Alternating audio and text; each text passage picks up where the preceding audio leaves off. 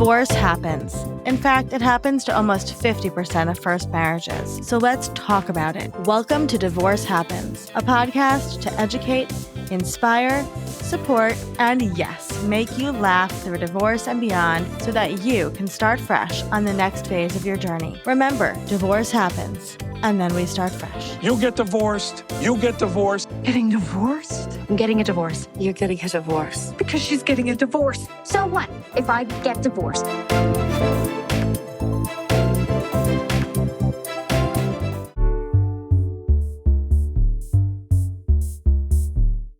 Welcome to Divorce Happens, the show where we support you before, during, and after divorce with education, inspiration, and a little bit of laughter. Because as you know, divorce happens, and then you start fresh. I'm Olivia Howell, and I'm here coming at you today with a quick solo episode, just you and me, to talk through something I know so many people face during divorce. Let's get started. There's a moment in many marriages when you look around and realize you're not partners anymore. You're roommates.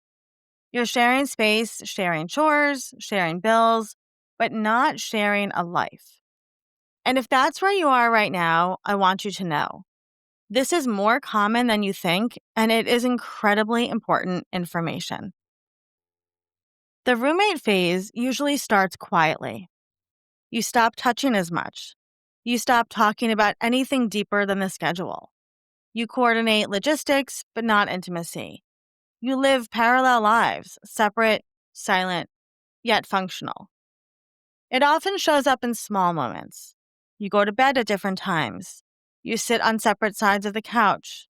You eat meals next to each other without truly connecting. You realize it's been weeks, maybe months, maybe years since you felt seen or cherished or chosen.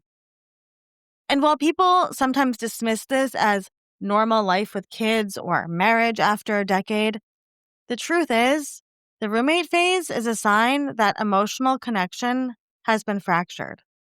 It doesn't mean the marriage is doomed, but it does mean something meaningful has shifted.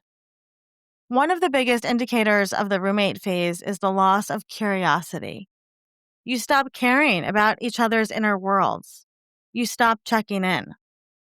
You stop asking questions like, "How is your day?" or "What's been on your mind lately?"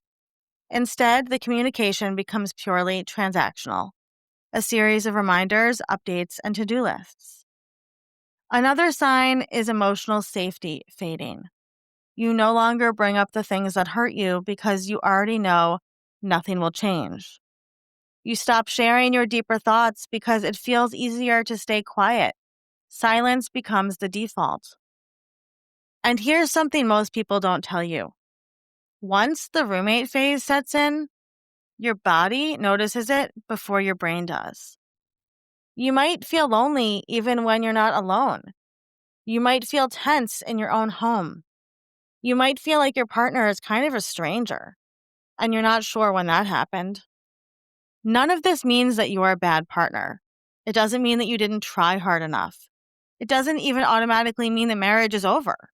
What it means is that the connection has slipped so far out of reach that you're surviving the relationship instead of living in it. The roommate phase is painful because it carries grief. You're grieving the relationship you once had, the one where you laughed and touched and flirted and dreamed.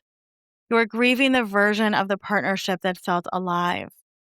And if you're listening right now, thinking, yes, this is exactly where we are, I want you to breathe and hear me say this clearly. Awareness is power. Naming the roommate phase isn't the end.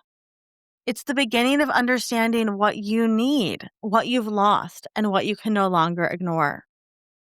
Whether this awareness leads to repair or to separation, it is a sign that your heart is asking for something more honest, more connected, and more true to who you are becoming.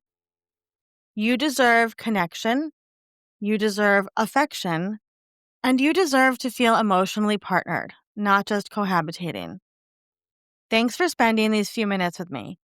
Remember, you deserve support, You deserve clarity, and you deserve to rebuild a life that feels like yours. If you need more guidance, visit freshstartsregistry.com for free resources, vetted experts, and ways to feel less alone. And of course, you can always DM me on Instagram at Olivia Howell. I'll see you next time.